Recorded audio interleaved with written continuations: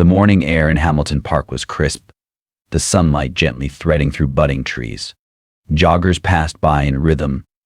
Children's laughter echoed from the playgrounds, and dogs barked in the distance. Amid it all moved Colonel Monique Harper, a highly respected U.S. Army officer with decades of service behind her. Dressed in a charcoal gray tracksuit and a baseball cap pulled low over her braided bun, she blended into the New York crowd. Her skin glowed with the soft sheen of sweat, her lean, powerful frame a quiet testament to discipline.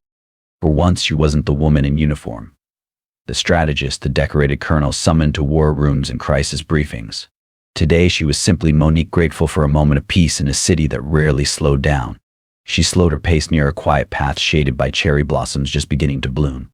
As she unscrewed the cap of her water bottle and leaned against a bench, something shifted. A soft, choked sob rose from behind the tree. Monique turned, instantly alert, and spotted a boy no older than 4 curled on the ground, clutching a ragged teddy bear with both arms. His cheeks were streaked with tears, his face flushed from crying. Around them the world continued oblivious. No frantic parents in sight, no babysitter calling his name, no guardian rushing over. She knelt slowly, her voice low and gentle. "Hey there, sweetheart. Are you lost?" The boy flinched and pulled his teddy bear tighter. Monique kept her voice warm. "I'm Monique. I won't hurt you, I promise. I just want to help." The boy didn't answer, but he didn't run either. She stayed at his level, giving him space. After a pause, he whispered, "Brooks." She smiled. "That's a strong name.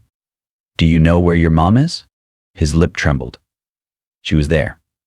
Then she wasn't. Monique's expression softened. She offered him her hand. "Okay, Brooks, let's go find her together. You're not alone." With hesitation, Brooks reached for her hand. Monique stood carefully, guiding him gently down the path. They walked side by side, her voice calm, asking about his teddy bear. Its name was Brownie, and if he had brothers or sisters. Brooks gave shy, clipped answers, still shaken but beginning to trust. They didn't notice the officer watching from across the field. They didn't know that something far more dangerous than getting lost was now following close behind. Across the open field of Hamilton Park, Officer Jason Rudd stood beneath a canopy of spring sunlight, his patrol watch nearing its second hour. A 7-year veteran of the NIPT, he had recently transferred to the district, eager to prove himself. He scanned the path like a hawk on alert, eyes sweeping the crowds. That's when he noticed her. A black woman in a gray tracksuit walking with a young white child, hand in hand. The boy looked nervous, hesitant. The woman didn't appear to be dressed like a nanny or a mother. To Jason, something felt off. He didn't stop to watch. He didn't observe the interaction. He didn't consider the peaceful tone, the slow, measured steps, or the boy's calm demeanor. His assumptions filled the silence between facts. Without verifying anything, Jason reached for his radio. Central possible child abduction in progress. Black female, early 40s, gray tracksuit, walking with a minor. Location Cherry Row Path. Approaching now. His voice was calm, but his pace wasn't. He moved fast, right hand hovering near his holstered weapon. Every step driven not by evidence, but by instinct warped by prejudice. Monique and Brooks had just rounded the bend toward the park security station. Brooks was responding better now, answering questions about his teddy bear's name and his favorite color. Monique was focused on keeping him calm. She didn't hear Jason's approach until it was too late. "Ma'am, step away from the child." A loud, commanding voice rang out. Monique turned, startled, instinctively placing herself between Brooks and the voice. 10 feet away stood Officer Jason Rudd, hand on his belt, jaw tight with suspicion. "What's going on?" Monique asked, keeping her posture neutral. "Is that your child?" Jason barked. "No," she replied calmly. "He's lost. I'm helping him find his mother." "Then step away. You are not authorized to handle him. I'm Colonel Monique Harper, United States Army. I was taking him to park security." Jason squinted in disbelief. "Colonel? In that outfit? Nice try." Monique blinked. "Excuse me? Put your hands up and step away from the boy, now." The shift was sudden. Brooks clutched her leg, eyes wide with panic. Monique's voice lowered, firm but composed. "Sir, you're frightening him.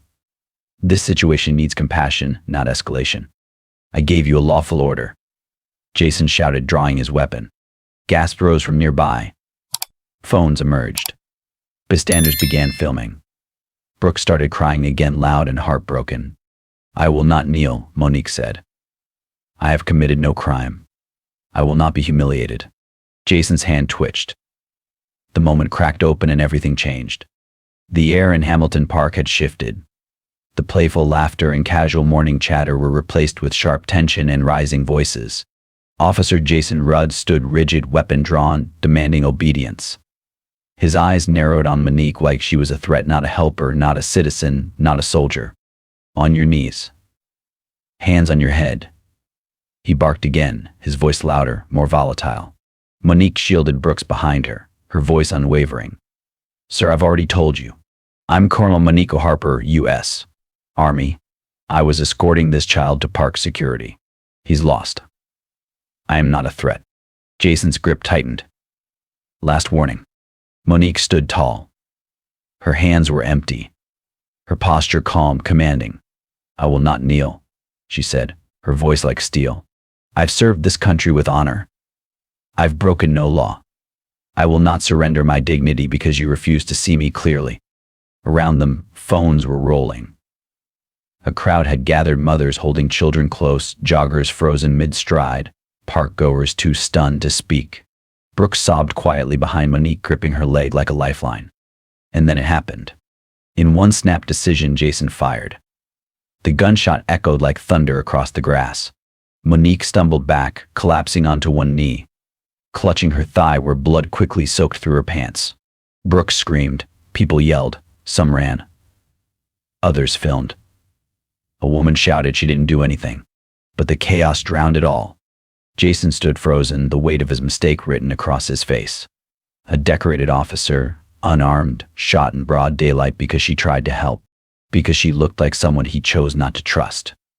And now the whole world was watching. Screams filled the air.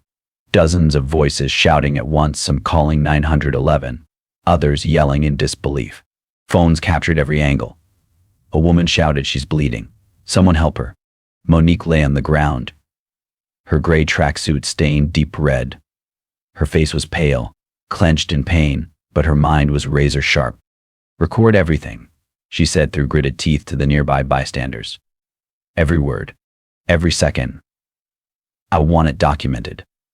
She refused to close her eyes, refused to lose consciousness. She knew the narrative could shift in seconds if she let go. A patrol car skidded to a halt. Captain Richard Cook pushed through the gathering crowd. As soon as he saw her, his expression twisted in horror. "Colonel Harper?" he gasped, eyes widening. "She was helping a lost child," someone in the crowd said. "And that cop just shot her." Monique looked up at Cook, her voice still steady despite the pain. "He shot me for helping a boy find his mom." Cook turned to Jason, who stood frozen, weapon lowered, face ashen. "You shot her?" he demanded. Jason stammered. I thought she was taking him. She wasn't in uniform." Cook's voice dropped, sharp and cold. "She's a colonel. She's given keynote addresses at 3 city ceremonies.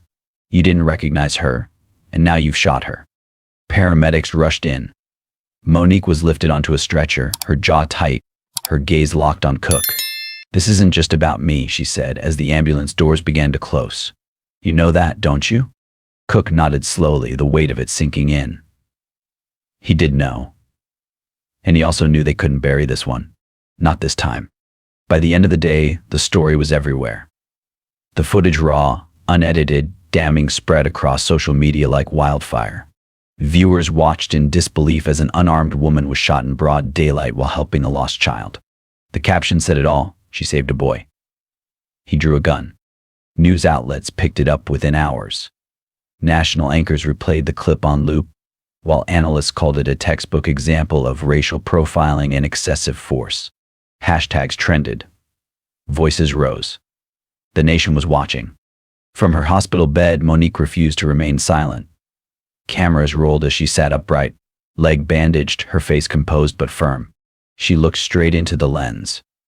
"What happened to me wasn't an isolated mistake. It was a system, one that rewards fear over facts and punishes people who don't fit." She paused, letting the words sink in. "I survived. But how many others didn't? Those 8 words echoed across every platform. They became a rallying cry.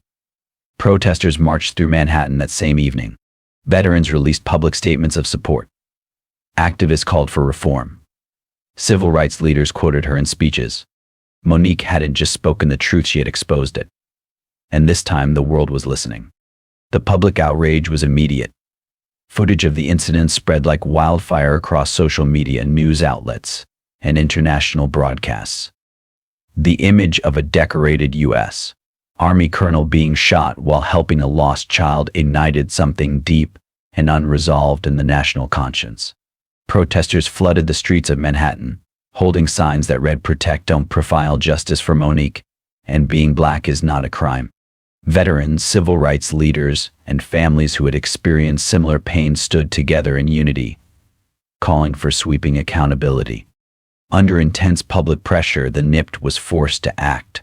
Officer Jason Rudd was suspended without pay and charged with multiple counts: aggravated assault, reckless endangerment, and official misconduct. Within the department, a new internal review was launched, examining patterns of racial profiling and use of force practices. City officials who once avoided the conversation now found themselves at the center of a storm they could no longer ignore. 6 weeks later, the trial began in a courtroom packed with reporters, activists, and ordinary citizens who had followed every development. Monique Harper, still recovering from her injury, arrived in a wheelchair. Her uniform was replaced by a charcoal suit. Her medals not on display, but her dignity was unmistakable. She was calm, poised, and unwavering. Every step she took into that courtroom was a declaration she would not be silenced. Across from her sat Jason Rudd, stripped of his badge, his posture stiff, face pale with the weight of consequences closing in. He barely lifted his eyes. When they did meet, Monique's gaze did not flinch. She wasn't there for vengeance. She was there to hold the truth up to the light. And no courtroom silence could compete with the power of her presence. The courtroom was silent as the judge took her seat, eyes scanning the packed gallery before speaking. "This is not just a case about a shooting," she said firmly. "It is about the consequences of a system shaped by bias, upheld by silence, and excused through fear." Her words hung heavy in the air, each one cutting deeper than the last. All eyes turned to the defendant, no longer Officer Jason Rudd, just a man stripped of his title, facing accountability for the first time. Evidence had spoken clearly. Video footage, eyewitness accounts, and Monique's unwavering testimony painted a picture not of a split-second mistake, but of an avoidable tragedy fueled by prejudice. The jury returned with its verdict, guilty on all counts. Jason was sentenced to 15 years in prison. His uniform could no longer protect him from the justice he once believed he controlled. Monique sat quietly in her wheelchair, hands folded, gaze steady. She didn't cry. She didn't smile. When asked for a statement, she spoke with grace and strength. "Accountability is not vengeance," she said, "but it is necessary. Without it, we teach people that fear justifies violence and that silence protects power." There was no applause, no victory cheer, just a collective ex-cook from a nation that had been holding its breath. It wasn't the end of the story, but it was a moment where truth finally was not ignored. The aftermath of the trial sent shockwaves far beyond the courtroom. What began as a moment of outrage in Hamilton Park became a catalyst for sweeping reform within the NIPT and beyond. The footage of Monique bleeding on the ground, unarmed and helping a child, had left an indelible mark on the national conscience. Politicians, officials, and police departments could no longer look away. The nation demanded change, not promises, not platitudes, but action.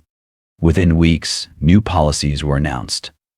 The NIPT mandated the use of body cameras for all officers on duty, not as an optional tool, but as a non-negotiable layer of accountability. Civilian oversight boards, once symbolic, were granted real authority, with expanded access to internal records and decision-making power in misconduct investigations. More importantly, a comprehensive anti-bias training program was rolled out, designed in collaboration with social justice experts, educators, and veterans like Monique herself. The reforms weren't just paper deep. Officers were required to complete rigorous coursework on cultural competence, implicit bias, and de-escalation tactics. Field evaluations became more frequent, with real consequences for misconduct or failure to complete new certifications. Across precincts, the old language of routine stopped, and suspicious behavior was reevaluated, dissected, and replaced with a culture that prioritized awareness and restraint. Monique Harper, still recovering from her injuries, received an invitation few had expected to testify before Congress. Her name had become a symbol not of victimhood but of resilience and reckoning. When she appeared at the Capitol, dressed in her formal uniform, rows of lawmakers stood as she entered. Some bowed their heads. Others simply stared, unsure how to face the woman whose story had reignited a national movement. She spoke not with fury, but with clarity. Her voice, steady but forceful, pierced through layers of protocol and politics. "You cannot bandage a broken system with policy memos and hope," she said. "You cannot stop bleeding with press conferences. This system doesn't need repair. It needs courage. It needs vision. And it needs action that starts with every one of you." There was no applause. Just silence and the slow, growing awareness that her words would echo long after the chamber emptied. Monique's testimony, combined with the outcry from communities and the weight of public support, pushed federal committees to begin drafting new national oversight standards for law enforcement conduct. The change wasn't instant. It wasn't perfect. But for the first time in years, it was real. And it had a face hers. It had been several months since that morning in Hamilton Park, months of healing, of reflection, and of reckoning. Monique Harper had endured physical pain, public scrutiny, and the slow, painful work of rebuilding trust in a world that had nearly destroyed her for doing the right thing. But on this particular afternoon, with golden sunlight streaming through the autumn leaves and the sound of city life humming in the background, she returned to the place where it all began. She walked slowly along the familiar path near Cherry Row, her stride steady though still marked by the long scar beneath her uniform pants. The bench stood under the same tree, its bark now rougher, its leaves tinged with orange and gold. It hadn't changed. But Monique had. She sat down, breathing in the crisp air, letting herself feel the quiet, a kind of peace she hadn't allowed herself in a long time. For a moment she closed her eyes. Then she heard it. Light footsteps across the grass and a familiar voice, bright and full of excitement. "Colonel Harper," came the joyful cry. Monique opened her eyes just in time to see Brooks, smaller than she remembered, yet somehow braver, running toward her with a bouquet of yellow daffodils clutched tightly in his hand. She barely had time to react before he launched himself into her arms, wrapping her in a hug that carried all the innocence and gratitude words could never express. She held him close, her eyes misting, her heart steady.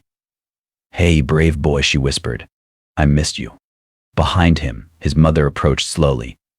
Her face was soft with emotion, her eyes glistening. She carried no flowers, only truth. "Thank you," she said, voice trembling. "Thank you for protecting my son. Thank you for standing up when it would have been easier to walk away." Monique stood, one hand resting gently on Brooks's shoulder, the other reaching for the woman's outstretched hand.